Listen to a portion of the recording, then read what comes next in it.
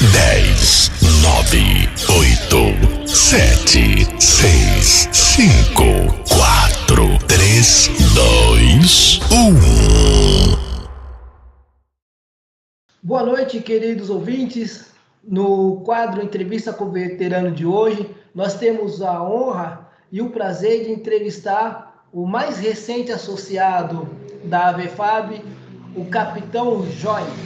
Boa noite, Capitão Joy. Tudo bem com o senhor? Boa noite, meu amigo Josiel. Boa noite aos irmãos da AVEFAB.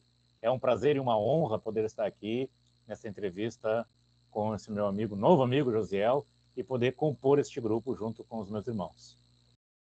Ok, já de antemão quero agradecer o senhor por ter aceito o nosso convite, né, de fazermos esse bate-papo, conhecer um pouco mais da sua vida, né, da sua carreira militar, um pouco da sua vida civil, e em nome do nosso presidente, veterano Frati, fica aqui o meu agradecimento. E vamos já, né, às primeiras perguntas de praxe. Qual o seu nome completo, seu nome de guerra e em que ano o senhor entrou na FAB?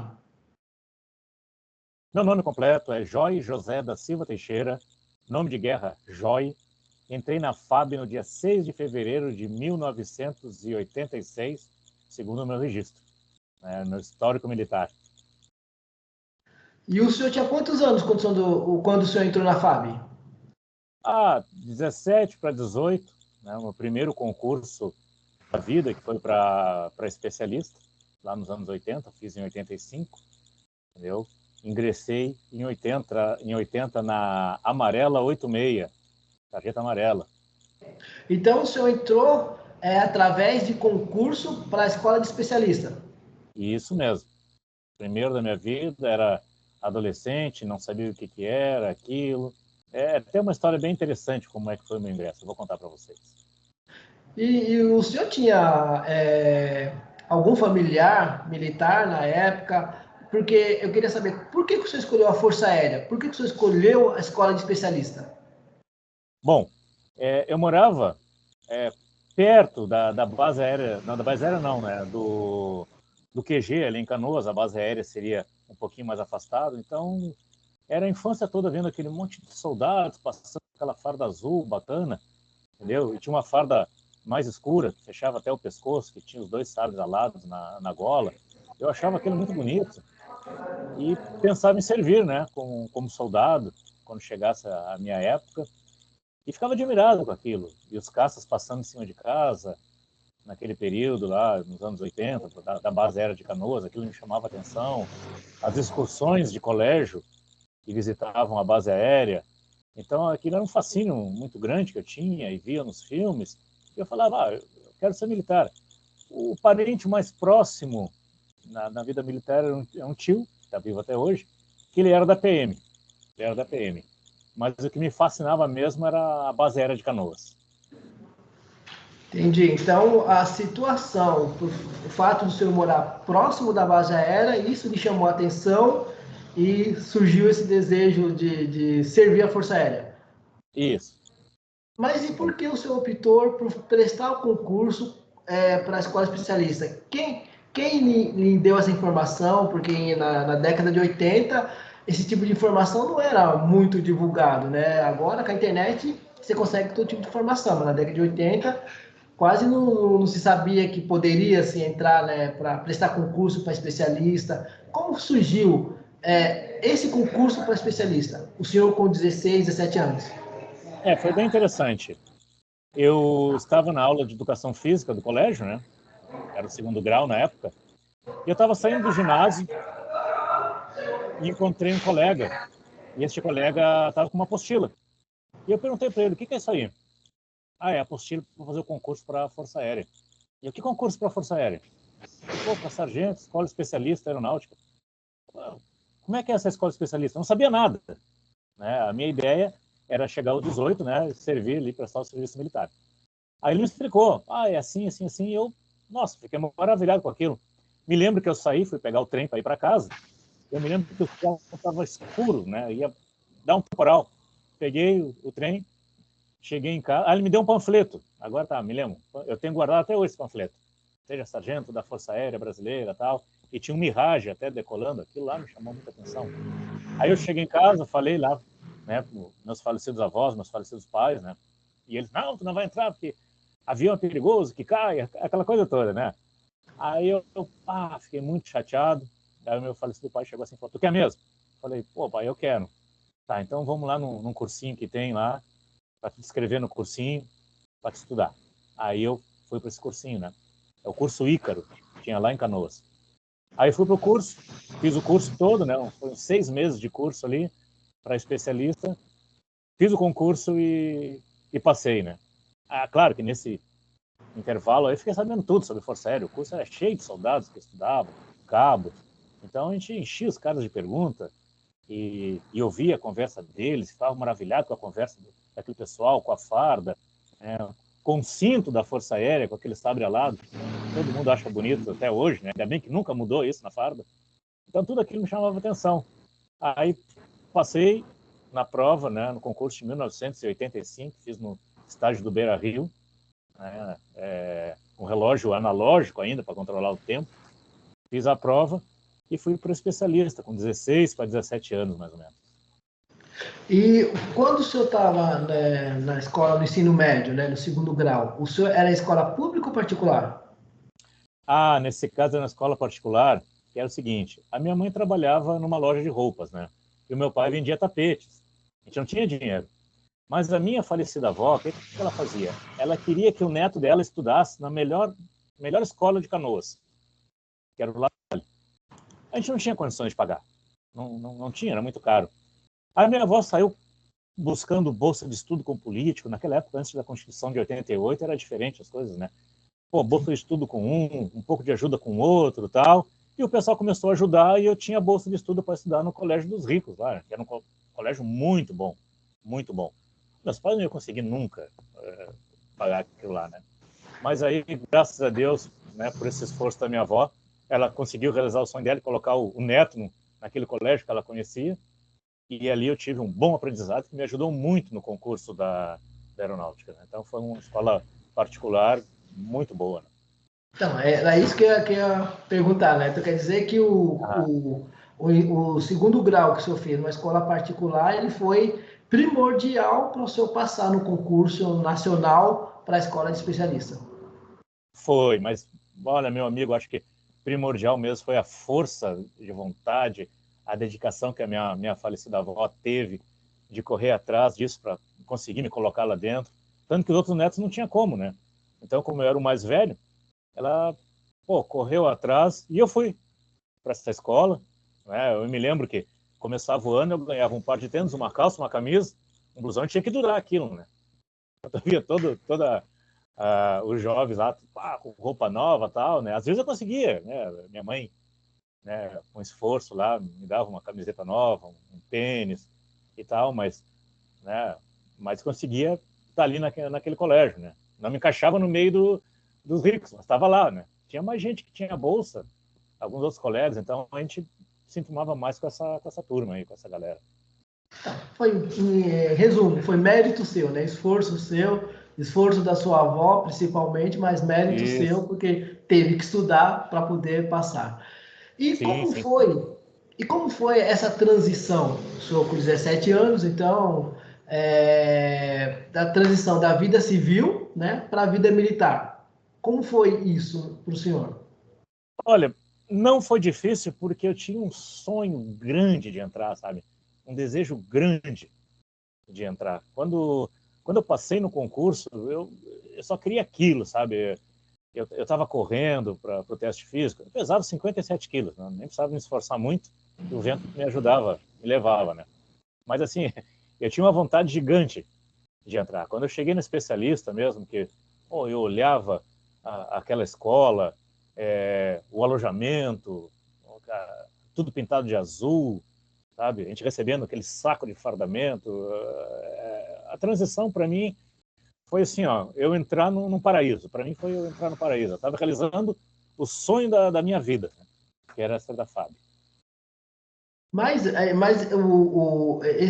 o regime militar, porque o senhor não sabia, não tinha nenhum conhecimento. Poderia até alguém falar como que era a vida militar, mas o fato de o senhor estar no regime militar, que é diferente, aquela coisa toda, isso não houve impacto no senhor? Não houve. Pá, José, vou te falar, eu adorei aquilo desde o começo. Eu assistia filme de guerra com meu pai, sabe? Ouvia os soldados conversando, eu queria aquilo. Eu via a conversa do pessoal que servia o exército, uns que eram militares do exército, da aeronáutica, que eram os caras mais velhos que estavam ali, né? E eles comentando, e eu assimilava, gravava aquilo na minha mente, eu queria passar por aquilo, eu queria passar pelas dificuldades.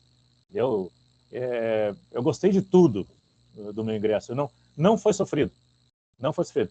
O que eu sentia mais assim depois era saudade, né, dos familiares. Nunca tinha passado tanto tempo longe de casa, 17 anos ali em casa, naquela rua ali, jogando futebol na rua com a gurizada, em terreno baldio, andando de bicicleta, fazendo as peripécias de moleque, né? Então, e aquele sonho de ser militar. Eu nasci para ser militar da Força Aérea. Eu acredito nisso até hoje e vou levar isso comigo para sempre. Então já estava no sangue, o militarismo já estava no sangue. Já estava no sangue. Quando eu vejo os irmãos da VFAB aí vibrando, tipo no 7 de setembro, que eu via lá em São Paulo quando eu servia, que eu via o pessoal que é veterano, assim, eu entendia muito bem o sentimento deles. Porque tem muita gente no nosso meio aí que não tem esse sentimento. É verdade. E eu vi os veteranos lá, com felicidade, né, usando aquele bibico de veterano, as suas condecorações, desfilando, e ainda, né, muito tempo depois de ter saído da FAB, com aquele amor pela Força Aérea, que era fantástico, eu conseguia entender. Eu olhava para eles, eu entendo o que eles sentem. Muitos não entendem. Perfeito. Perfeito. E aí, na escola de especialista, o senhor se formou em quê? Suprimento técnico. Eu cheguei na especialista, eu queria ser infantaria. Meu sonho era ser infante. Tá? Aí botei infantaria em primeiro, aí não me lembro, acho que o que eu coloquei depois, e eu sei que suprimento foi em quarto. Aí reuniram a gente no cinema lá para dar as especialidades, né? Aí caiu suprimento técnico. No começo eu me assustei, né? Me assustei muito, não sabia, entendeu? Mas eu acredito que Deus é dono do nosso destino, então beleza. Segui no suprimento. A minha turma era muito legal. A Amarelo 86, o suprimento técnico, né, na época, foi a única turma que se formou com a quantidade de alunos que entraram naquela especialidade. Entramos 20, saímos 20. Outros desistiram, por algum motivo, outros passaram em concurso lá dentro mesmo, para a AFA ou para a AMAN e foram embora. Tá? Outros não conseguiram permanecer. E o suprimento entrou com 20, saiu com 20. E a gente se fala até hoje. Temos um grupo de WhatsApp, né, do suprimento da Amarelo 86, que a gente conversa todos os dias, praticamente. E o que faz essa especialidade de suprimento técnico? Bom, ela, como o nome diz, né, a parte técnica necessária para fazer a aviação voar, ou então os outros meios funcionarem, né, através de sistemas de logística, de material e serviço. Manter a provisão adequada para as aeronaves, né, dentro de uma provedoria, dentro de uma linha de manutenção, entendeu? Dentro de uma área de reparo, as peças necessárias para que a aviação voe tranquilamente, para que os radares funcionem. Ela vai prover todo esse material, mas isso é feito dentro de um sistema de logística muito azeitado, muito coordenado, onde a gente sabe qual é o consumo de material para manter aquela provedoria funcionando. No caso lá do Parque de São Paulo mesmo. No Parque de São Paulo, eu era chefe depois como oficial de uma provedoria que tinha a quantidade de material necessária para fazer o F-5 sair da linha de manutenção ali.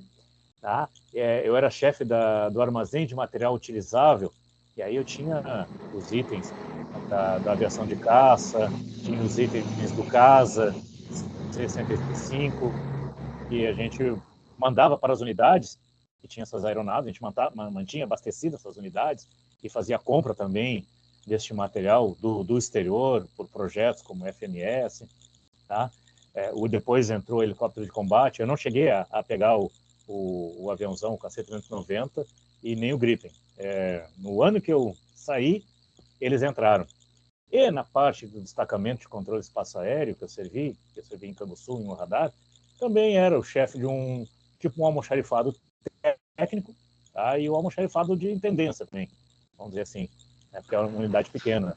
Então é manter suprida a frota toda, né? Técnica e materialmente. Perfeito. E como o senhor conseguiu chegar a capitão?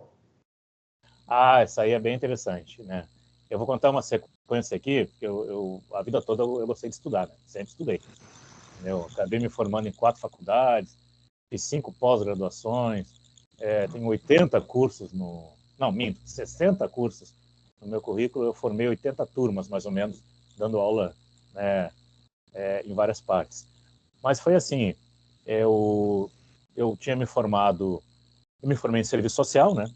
Me formei em serviço social. Antes disso, eu estava fazendo a faculdade de educação física.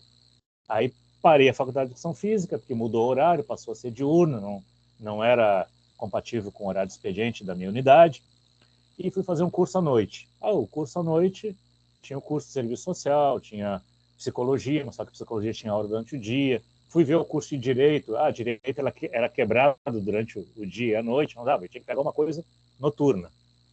Fiz serviço social. Terminei o serviço social, gostei do curso de ciências sociais.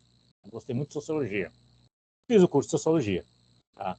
Quando eu terminei o curso de sociologia, eu ganhei o curso de educação física no CDA, na Unifa, para ser orientador de treinamento físico. Tá? Terminei o curso, viajei para lá para fazer o curso. Voltei, já era orientador de treinamento físico, profissional militar, que se chama, né? É o que dá educação física. Aí um colega meu, sargento também, era um S na época, primeiro sargento, ele falou: Joy, inscrição para oficial, o EAOF, né? Vai até capitão, quer fazer? Eu falei: não, minha esposa está grávida da minha filha, meu filho já tinha nascido, e a minha esposa estava grávida, né? Aí eu falei: não, de repente, vai complicar tudo, mas eu vou fazer só para ver como é que é. Então, olha só, eu já tinha terminado uma faculdade de serviço social e a faculdade de ciências sociais. Fui fazer a prova. Naquele ano, a prova era mais interpretação de textos, por incrível que pareça, conhecimentos de especialidade e interpretação de textos. Os textos eram todos que vieram problemas sociais. Cara, aí me dei muito bem, né? Eram 7 vagas para suprimento no Brasil todo. Eu fiquei em 8º. Quando saiu a lista, eu falei: sou o primeiro reserva, né? Tá bom, só fiz para testar, né? Aí um colega meu falou o seguinte: não, Jó, tu tá dentro, porque o primeiro tá entrando com liminar. Porque não podia pedir transferência na época, e o rapaz tinha pedido a transferência, mas só que foi antes do prazo, e o boletim cantou errado depois do prazo. Deu aquelas confusões. Aí foram os 8. Aí eu fui junto, entendeu? Fui junto, deu tempo da minha filha nascer uma semana antes, e eu fui fazer o curso de 3 meses, lá em Minas Gerais, né? Lá em Belo Horizonte. Essa aí é a história do ingresso para o oficialato. E quando o senhor, então, fez esse concurso, né, para oficial, o senhor era sargento, o quê? Um S, 2S? Aí é interessante também essa história. Eu era um S, primeiro sargento, indo a sub. Tava para ir a sub. Aí Sim. O que aconteceu? Tinha que apresentar a carteira de identidade correta com a tua graduação. Só que ia cantar no boletim a promoção para sub. E quando eu estivesse lá em Belo Horizonte, no curso para oficial, eu já seria suboficial. Só que eu ainda era primeiro sargento. E eu me apavorei com aquilo, né? Aí eu pensei, liguei para o curso, para a escola lá, né, para o CIAR. Eles falaram: não, vai a sub, tem que trazer a identidade. Mas estava muito em cima. Eu liguei de Canguçu para Santa Maria, para Canoas, para ver se eu já podia, né, quando é que eu podia fazer a carteira de identidade. Tem que esperar publicar. Publicou. Aí os caras falaram: não temos aquele espelho da identidade, o documento. Em Santa Maria tem 2. Liguei para Santa Maria: se eu for aí correndo agora, vocês fazem minha identidade sub e eu posso trazer na hora. Na hora não dá. Eu falei: cara, mas eu preciso. Aí corri lá, foi aquela correria toda, consegui a identidade, voltei. Eu não queria levar aquele papelzinho, sabe? Eu queria levar a identidade, né? A identidade suboficial ficou comigo umas 2 semanas só no meu bolso, entreguei. Aí depois recebi a de estagiário de oficial, depois recebi a de oficial. Mas foi foi uma correria, assustadora, mas deu para resolver. Então, eu cheguei, eu fui em um ano. Não, vamos dizer assim, ó, eu fui em praticamente 6 meses. Primeiro sargento, suboficial, estagiário, tenente. Tudo naquele período ali. Caramba, Não teve grandes dinheiros, sabe? Porque não deu tempo, né? não deu tempo, Não exatamente. deu tempo, Mas foi uma sessão rápida demais, né? Zoom, Desesperadora. Foi, com a graça de desesperadora. Deus, com a graça de Deus deu certo. Que bom.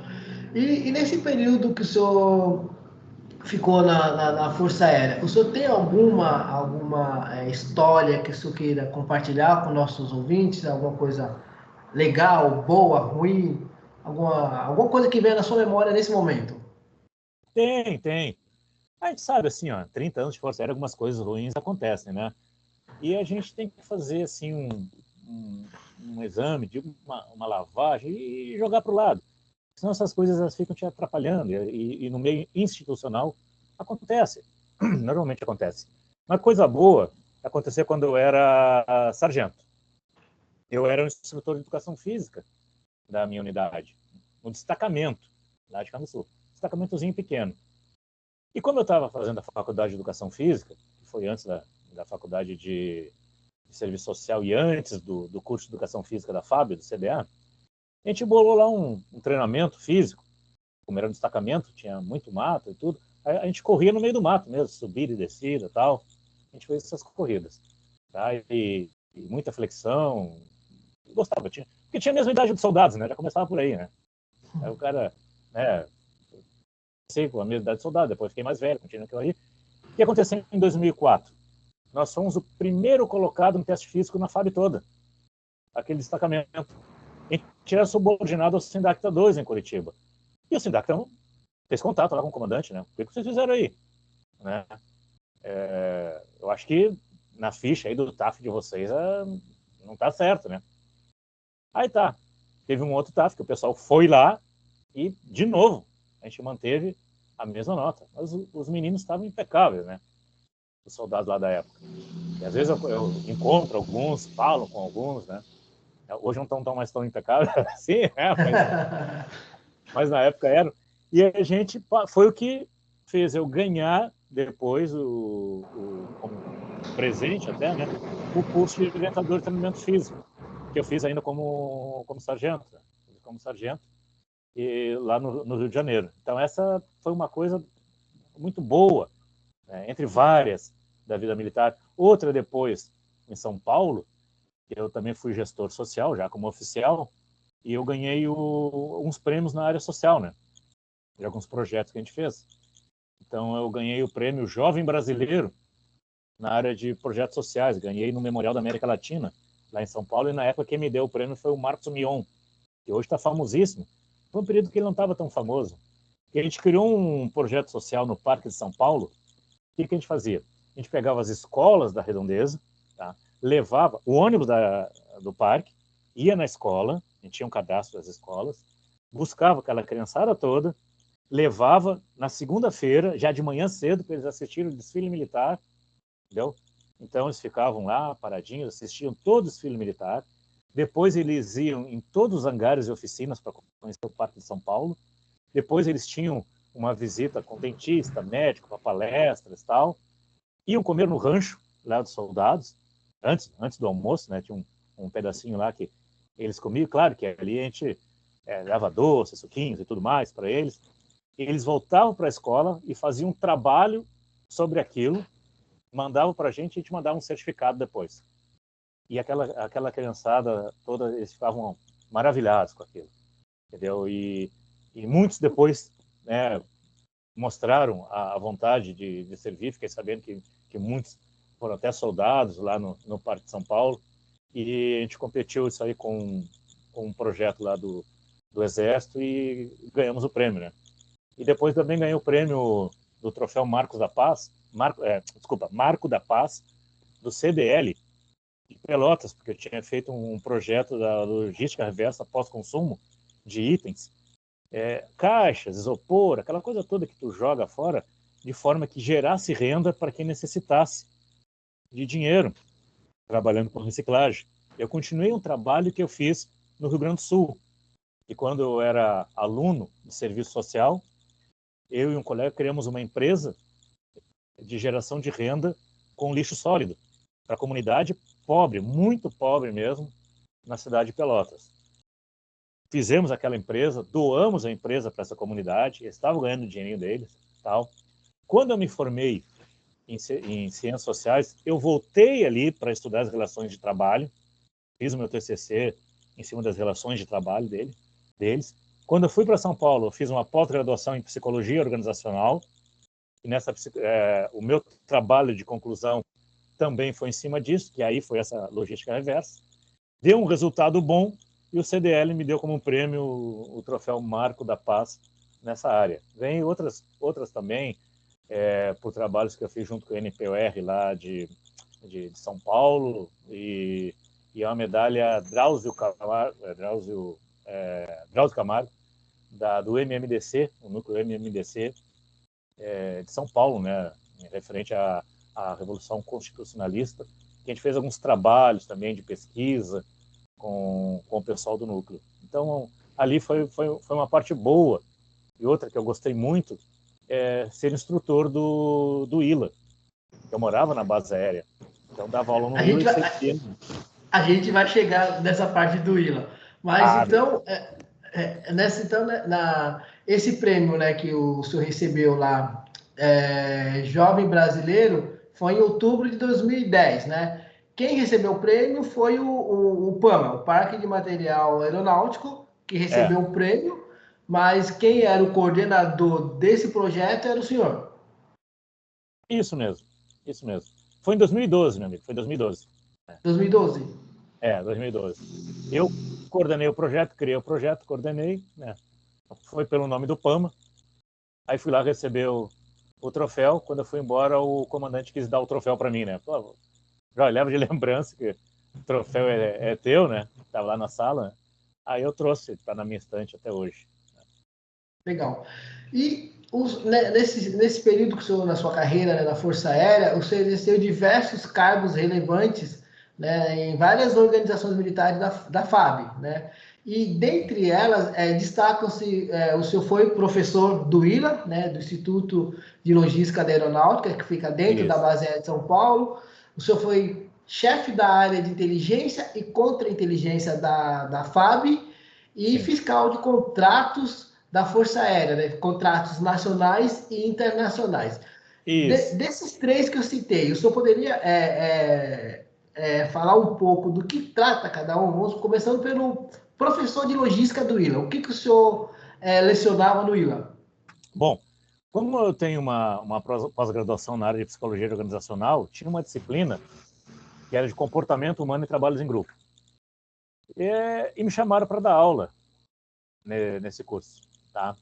Aí eu dava aula nesse curso, e como eu era de suprimento também, e da parte de logística, e eu tinha feito o curso, que virou uma pós-graduação posterior, né, de logística, então eu dava toda a parte de suprimento técnico também, para alguns alunos, e de fiscalização de contratos, no ILA, tá? Também eu ia para Minas Gerais, depois que eu me formei oficial, e eu dava aula para o curso de oficiais de Sociologia e Filosofia. Eu dei aula em Minas, Sociologia e Filosofia. Aí esses aí do ILA. Tá? Eu não me lembro qual era a outra pergunta. O chefe da área de inteligência e contra-inteligência da FAB. A parte de inteligência... O que faz isso? Tá. A parte de inteligência e contra-inteligência é manter a segurança mesmo, tanto interna quanto externa, através de informações que a gente recebe dos meios de segurança. Saber se a nossa unidade corre algum risco. Um evento como o Domingo Aéreo, que vai ter agora no Parque de São Paulo, que havia propaganda no AVFAB. Aquilo ali é feito todo um trabalho de inteligência relativo à segurança daquela região da Brasleme, junto com a Polícia Civil, com a Polícia Militar, entendeu? Os contatos para o pessoal estar ali. A gente coloca o pessoal paisano lá dentro, nosso mesmo, né? Para verificar se não está acontecendo nada de errado, para junto com o pessoal da Polícia Aeronáutica pegar algum indivíduo que está fazendo algo errado lá dentro. Acontece, porque ali dá muita gente. Então a gente faz todo esse trabalho de proteção. Mas tem um em especial que foi muito legal, que eu nunca vou esquecer, cara, que é o seguinte: eu era o chefe de inteligência fiscal de contrato, né? Aí o coronel um dia me chamou e falou assim: Jóia, nós vamos alugar aqui a pista desativada na Brasília, ali do Campo de Marte, e tinha todo aquele espação do Parque São Paulo. Vai ser alugado para o show de uma banda. Não sei se tu conhece, falou para mim, é o Black Sabbath. Eu falei, pá, claro que eu conheço. O Black Sabbath, e tocou lá em 2013. Então tá, tu quer ser o fiscal de contrato? Eu falei, quero, vou ter chance de chegar perto dos caras. Sim, vai ser o fiscal de contrato. Então eu quero. Aí tu vai ser também o chefe da segurança velada, que vai ter muito brigadeiro lá. Eu falei, perfeito. Montei a equipe toda, com o pessoal paisano, tá? Tive contato com o pessoal da banda, assisti o show do lado dos caras, que eu era o fiscal de contrato do evento, juntei a fiscalização de contrato com o serviço de inteligência e segurança velada para assistir uma banda de rock lá dos anos 60, 70, 80, que eu admiro até hoje, do lado dos caras. Essa aí foi assim, um lance que eu nunca vou esquecer. Um privilégio, né? Um privilégio. E o que faz o setor de fiscalização de contratos? O que seriam esses contratos, né, para os nossos ouvintes entenderem, e como que funciona isso? Vamos dizer assim, ó, que será construído um hangar de engenharia para fazer esse tipo de trabalho. E cria-se ali um contrato. Esse contrato, ele tem as obrigações da contratada e do contratante, que está ali, né? Cada um vai cumprir sua parte. E o fiscal é o que vai verificar se essas partes estão sendo cumpridas. Tá? Se aquele hangar está sendo construído no prazo determinado pela Força Aérea, se a quantidade de dinheiro aí está sendo suficiente, se a empresa está provendo os seus funcionários com o EPI correto, entendeu? Várias coisas que envolvem o contrato. Então, ele só fiscaliza o contrato. Ele não vai fiscalizar a obra, porque a obra seria o fiscal de obra. Aí o fiscal de obra ele já tem conhecimento específico.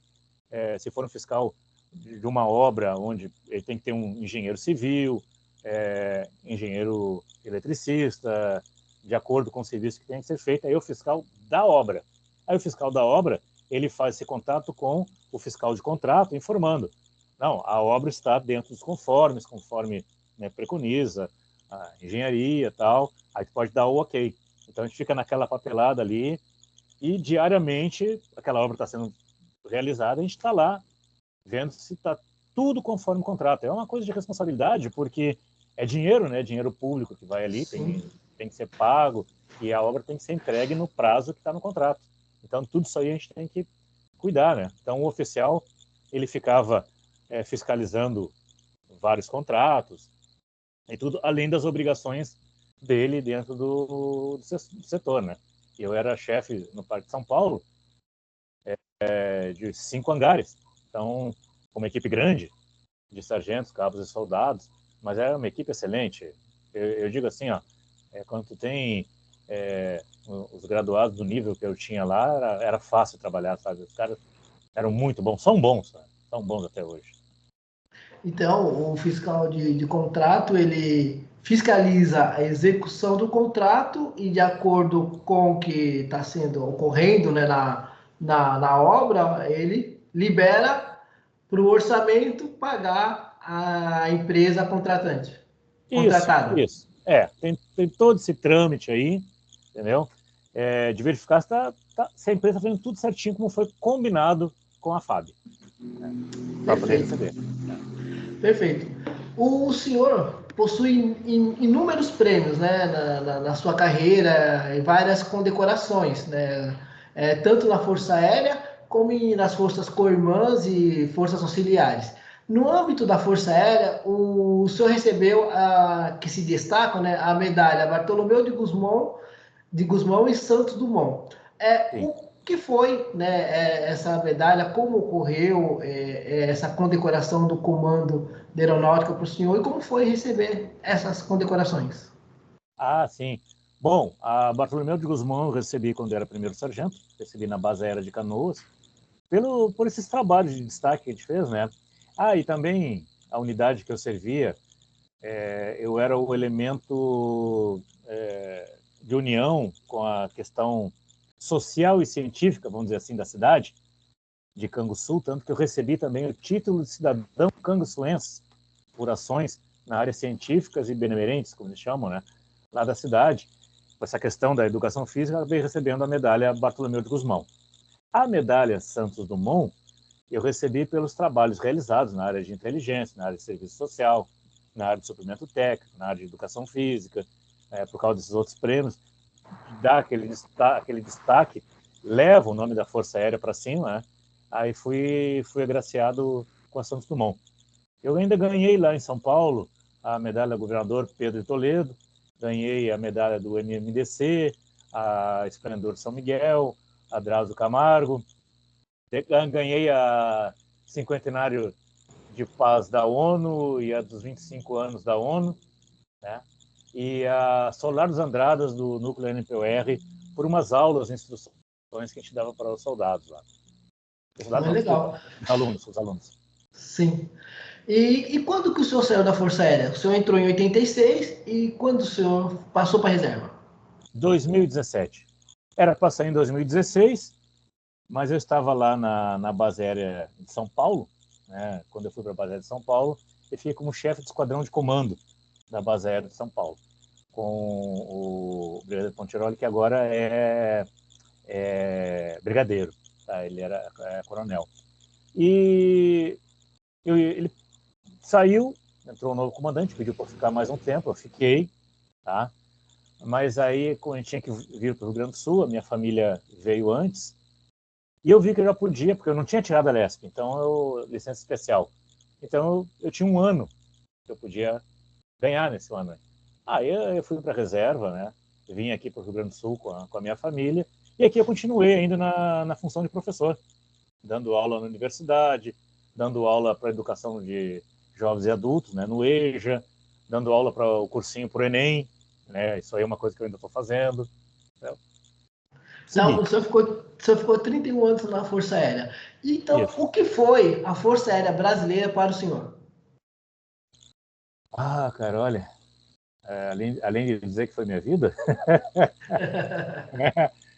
cara, foi a minha vida, foi onde eu aprendi 80, 90% das coisas, né?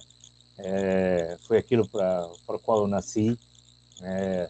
Aquilo que eu amei e até hoje fico seguindo, né? E por isso que eu procurei o AVFAB, né? Porque aí eu ia conseguir ter mais contatos ainda com os irmãos aí que participam de vários eventos.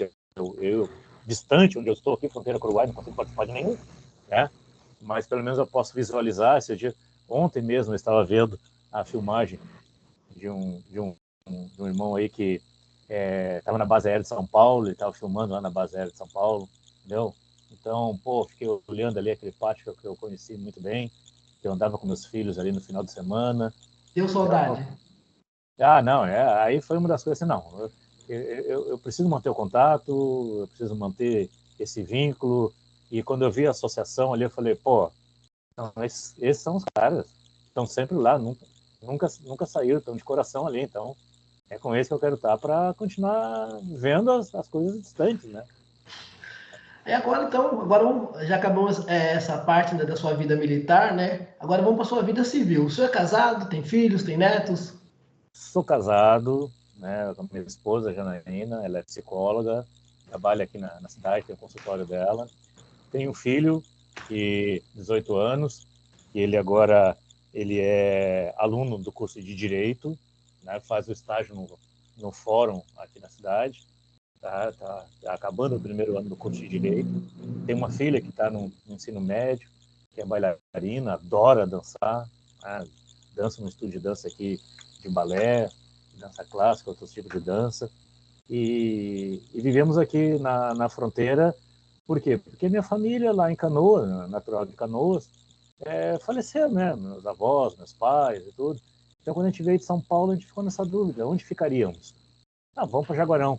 E até te digo, foi bom a gente não ter ficado em Canoas, porque a casa que era dos meus pais, que ficou para mim lá em Canoas, a água chegou a 3 metros de altura. Se eu estivesse lá, teria perdido tudo, entendeu? A casa está lá, né? De alvenaria e tal, entendeu? E se eu estivesse morando lá, ia ter que fugir. O pessoal literalmente fugiu da enchente, né? Ia evacuar metade da cidade. E a água chegou no telhado. Então, Deus proveu. A gente veio para Jaguarão, estamos aqui nessa cidade, que faz fronteira com o Uruguai, bastante fria. Para falar para vocês que hoje à tarde esquentou, estava 7 graus, tá? Mas olha, às vezes tu olha o termômetro da farmácia na rua ali, quando tu vê um tracinho ali, -1, -2, dói, Nossa. dói na alma, dói na alma. E no verão E, faz 42. extremos, né? Ou é É, muito frio ou muito calor, né? é, Mas o senhor é em Jaguarão, né? Na fronteira com o Uruguai. Quantos quilômetros isso. é de Jaguarão até Porto Alegre? Dá uns 350 quilômetros mais ou menos. É. E a água não chegou perto da sua cidade? Não, eu até postei um vídeo no grupo do AVEFAB de uma explicação que eu dei para meus alunos. Por que a água não chegou? Tá? É o seguinte, quando começou a temporada de chuvas, o nosso inverno aqui é com bastante chuva, nós tivemos um aquecimento nas águas do Pacífico por causa do El Niño, e aquilo trouxe uma quantidade de água quente e vapor para o continente, no Oceano Pacífico. Tá? Formou-se uma massa densa, seca, em cima do Sudeste. E as frentes frias, elas subiam, tá? Batiam com esse vapor que vinha do Pacífico, não conseguiu avançar por causa daquela massa quente, e chovia. Tá? Só que quando começou a chover no norte do Rio Grande do Sul, aquilo ali tem a Serra Gaúcha, né? Tanto que fica ali, Gramado, Canela, tudo. A água desce e ia para os rios, o Caí, o Jacuí, o Rio das Antas, e todos esses rios, eles vêm e desembocavam no Rio Guaíba, que é um lago, né? Que não suportou essa vazão histórica, não deu. Também teve muito descaso com a manutenção da proteção de enchente lá de Porto Alegre, que entra em conceitos políticos que nem vale a pena a gente debater, né? Mas essa água toda chegou naquela região do Guaíba e tinha que ir para a Lagoa dos Patos. Tá? Só que, segundo os especialistas, com o vento contrário, ela não ia. Aí começou a encher. Então, em 1941, teve uma enchente naquela região. Meus pais que já faleceram, idosos, a geração deles nunca viu a enchente. Eles nasceram depois de 41. O meu falecido avô falava que a água ia no joelho, que ele andava pelas ruas de Canoas com água no joelho. Essa foi a 3 metros de altura. Então, historicamente, não teve. Então, foi uma coisa fora do normal. E nós aqui, que temos um rio que faz a divisa com o Uruguai, não aconteceu nada. Por quê? Essa água toda de Porto Alegre escoou para a Lagoa dos Patos e foi descendo e sai por um canal chamado Canal São Gonçalo, né, próximo a Pelotas, por oceano. Era só o vento mudar que ela escoava. E foi o que aconteceu. Se ela viesse para o outro lado, ela podia alagar a Lagoa Mirim, e essa Lagoa Mirim poderia encher esse rio aqui, e esse rio também subir bastante. Que não aconteceu isso, graças a Deus. Graças a Deus. E ainda falando sobre a sua vida civil, então o senhor tem diversas, o seu currículo acadêmico é extenso, né? E dentre eles, o senhor fez cursos superiores em serviço social, ciências sociais, logísticas, pós-graduação em psicologia, que o senhor falou também, enfim, várias coisas. O senhor pode nos contar, resumidamente, né, o que faz o serviço social, as ciências sociais, Sim. mais ou menos? Bom, o serviço social ele vai trabalhar em cima de uma lei orgânica de assistência social, tá? E junto com a nossa Constituição, ela deve prover todos os direitos sociais daqueles necessitados. Essa provisão ela é feita com base numa análise diagnóstica da região. Então, ela vai trabalhar a microestrutura de um problema. Vamos pegar, por exemplo, a fome, pode ser a microestrutura, de repente, aquilo que gera a fome numa cidade do Rio Grande do Sul é diferente daquele fator que gera a fome numa cidade do Nordeste, que é diferente de um fator que possa gerar, né, causar a fome numa cidade do Norte, porque nós temos que estudar os motivos que levam a isso e, em cima disso, desenvolver políticas públicas de atendimento. Então, é um problema social. As ciências sociais, ela já é um estudo mais amplo e ela cuida de problemas sociológicos. Por exemplo, o tráfico de drogas é um problema de difícil resolução. Então, não é com políticas públicas que eu vou resolver o problema do tráfico de drogas. Eu posso amenizar a situação daquela pessoa que é vítima da droga, mas resolver o problema do tráfico de drogas já é um problema de ordem sociológica. Ela é bem diferente. Então, ela faz estudos macroestruturais de os problemas, e o serviço social está naquele estudo microestrutural. Também sou formado em filosofia e em teologia. Essas áreas aí, elas servem para eu dar aula, né? Que eu digo assim, que a filosofia, eu falo para meus alunos, ela serve muito para desenvolver o pensamento crítico e desbanalizar o banal, entendeu? Causar aquele espanto em cima das coisas que são normais do nosso dia a dia e nos levar a pensar. E a teologia, que eu acabei, na pandemia, fazendo uma pós-graduação em africanidades e cultura afro-brasileira, para entender as religiões de cunho africano, que eu não tinha conhecimento, porque na nossa juventude a gente não vê isso, tá? Eu me formei em teologia, onde eu fiz projetos numa igreja evangélica e fiz meu TCC em cima de um assunto da Igreja Católica, que era a possível relação do Papa Pio XII, tá? Com os nazistas na Segunda Guerra Mundial, entendeu? Que eu li um calhamaço de livros, e ali a gente vê que não houve um aceno do papado, para o regime nazista, inclusive ajudou os judeus na Segunda Guerra. Tá? Então, a teologia, eu entrei para aprender todas as religiões, porque isso me chamou a atenção na filosofia. Então, eu linko todas essas coisas, então, nas minhas aulas eu tento linkar tudo para levar o conhecimento adequado para o aluno. Mas não existe não sei se seria contraponto, mas entre filosofia e teologia, eles não se batem, não se chocam? Claro que sim, claro que sim, em muitos aspectos. Alguns, eles convergem. Eu agora estava terminando um estudo sobre o filósofo Baruch Spinoza, né?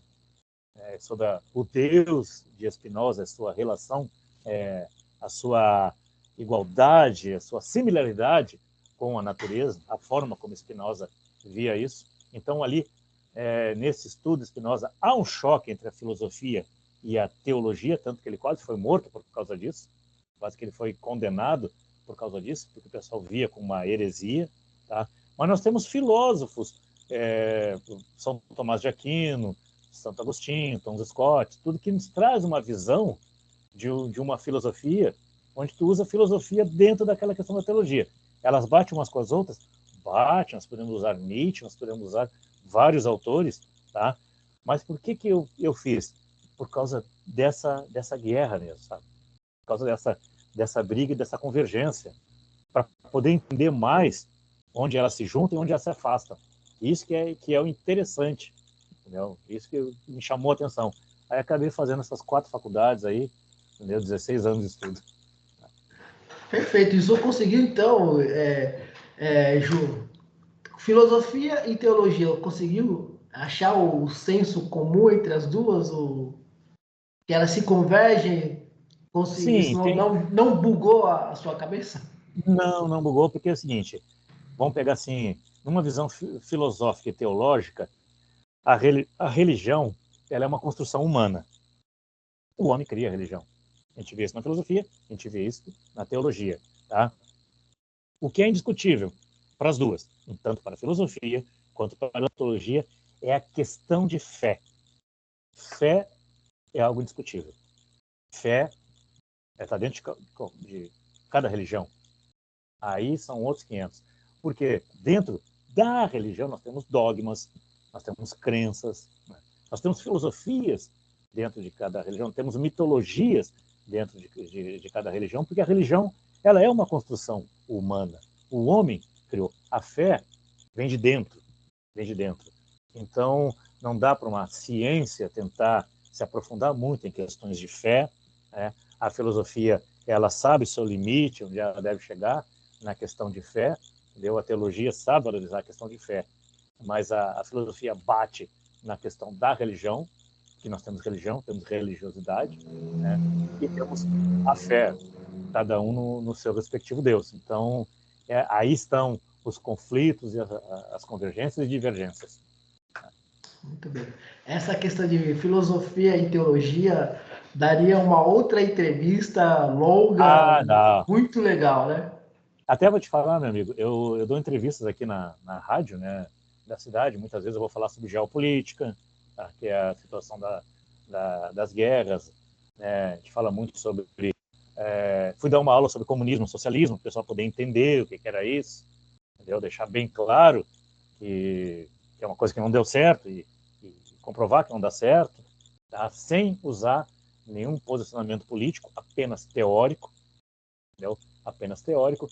Fui dar aula sobre nazismo, fascismo, comunismo, socialismo, os regimes, sobre a guerra da Ucrânia, sobre a China e Taiwan, situações assim. Fui dar entrevista sobre filosofia, sobre sociologia, falei sobre serviço social.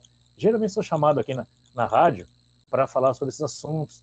Dei entrevista num podcast também, né? Agora estou tendo a honra de estar dando essa entrevista aqui para a AVFAB, né, que eu quero passar para todos aqui da cidade, entendeu? A rádio, tudo, para eles procurarem na internet, poder assistir, porque não vão conseguir achar no dial, porque é muito longe, mas pela internet eles vão conseguir escutar, né?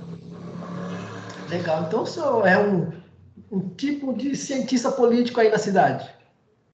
Sim, sou, sou, o pessoal gosta muito, eu já dei palestras, as minhas aulas na universidade aqui o pessoal gosta bastante, né? Porque eu vou te falar uma coisa, eu estou falando para ti numa sala, tu está vendo atrás de mim aqui como é que tá, né? Sim. Tá. E essa visão que tu tem aqui dessa estante carregada de livros está à minha direita, está à minha frente, está à minha esquerda mais à frente. É um quartinho que eu tenho na minha casa, que é o único lugar da casa que eu mando. Tá? Ninguém limpa, quem limpa sou eu. Tá? E eu tenho aqui os meus 800, quase 1000 livros, mais ou menos. Tá? E eu vivo aqui estudando, pesquisando, escrevendo, né, preparando aula. É o meu canto, né, que eu tenho meus discos, todos os livros, pilhas e pilhas de livros para ler.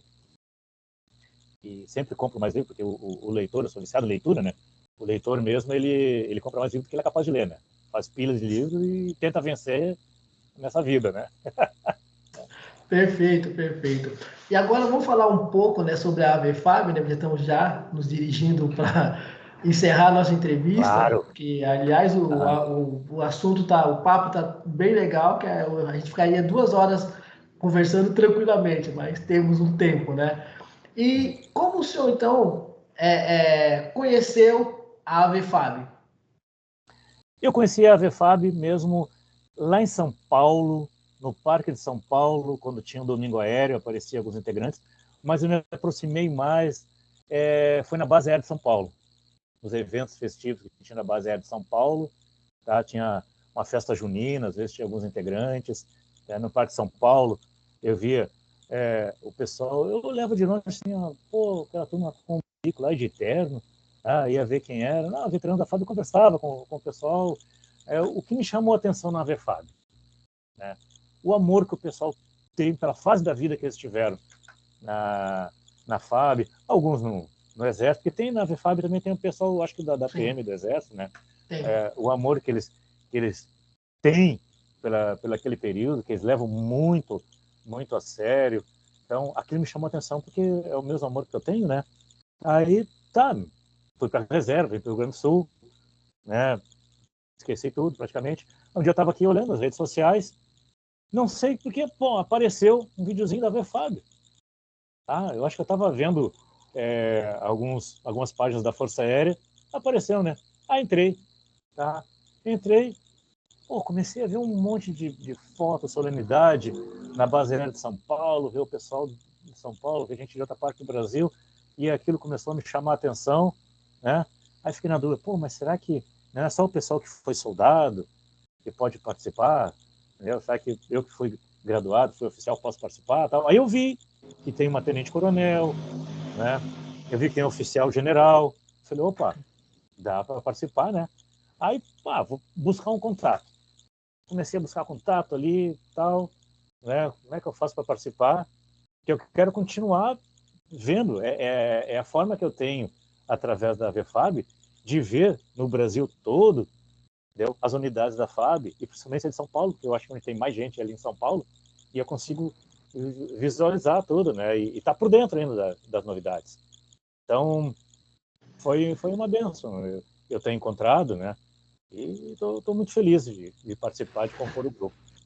Então, o senhor conheceu então, basicamente a AVFAB lá quando o senhor estava na base aérea, mas Isso. já ainda nativa. Então, Isso. o senhor tinha esse olhar para o veterano. O senhor conseguia enxergar algo de bom ou de interessante no veterano. Sim. Porque se nós analisarmos o contexto geral, né, do pessoal que está na ativa, eles nunca pensam que um dia eles serão veteranos, né? Já acho que vão para a reserva, mas não serão veteranos. Ou seja, Sim. a Força Aérea ela ainda não dá a devida valorização para o veterano. Mas o senhor, quando estava na ativa, então o senhor já tinha esse olhar para o veterano, um olhar diferenciado. Sim. Diferenciado. Por quê? Pô, vamos lá. O cara deixa, né? Tem um evento, o cara está em casa com a família, ele vai lá prestigiar esse evento, tá? Ele coloca a sua condecoração, ele coloca a sua cobertura, ele vai com a sua bandeira, entendeu? Ele vai para um desfile de 7 de setembro, não precisava ir, é feriado, tudo bem. Feriado, 7 de setembro, o que eu vou me meter lá no meio daquele monte de gente, entendeu? Não, ele vai com vontade, ele vai com amor aquilo ali, a gente vê que o pessoal tá ali por amor. Não vejo ninguém da AVFAB fazendo nada por obrigação, eu vejo os caras fazendo por amor. Muitas vezes, se tiver que fazer eu acho que até viu o pessoal pintando aquele T6 que tem lá na base aérea de São Sim, Paulo, e sim. aquela arma O lá, T6, tá? o T26, o E canhão. o canhão, estavam lá de voluntários, os caras foram lá fazer aquilo lá, pelo quê? Por amor àquilo, por amor à memória, por amor à memória. Sim. E muitos, eu vejo a AVFAB como memória, tá? Eu já via o pessoal dessa forma, eu achava bacana, entendeu? Achava bacana. Só que eu nunca pensei que ia participar, porque eu sabia que ia sair de São Paulo, tá? Ia vir para o Rio Grande do Sul. Então foi uma coisa assim, ó, que eu não ia participar, achava bacana e tudo, né? Tal. Mas eu pensei, até foi uma pergunta que eu fiz, eu posso participar mesmo não estando em São Paulo, né? Que eu queria saber, né? Não, pode sim.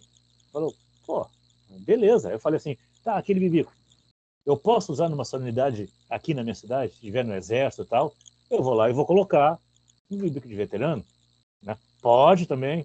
Opa, então tá, então vou esperar ter o bibico, eu vou comprar e vou, né? Quando tiver uma solenidade, às vezes convida a gente, tô lá, né? Representando a VFAB aqui na fronteira com o Uruguai, ou até no Uruguai, se depende de chamar. Legal. E só para corroborar, né, a AVFAB ela não é somente também uma associação, né, para guardar lembranças, né? Ela é uma associação ativa, né? O objetivo dela é servir a sociedade. Não sei se o senhor olhou nas redes sociais, mas nessa tragédia no Rio Sim, Grande do Sul, nós ficamos ajudou. 30 dias Aham. ajudando e arrecadando, né, os nossos veteranos. Não tinham obrigação, mas estavam lá, inclusive naquela praça, né, Heróis da Febre, em frente ao Pama.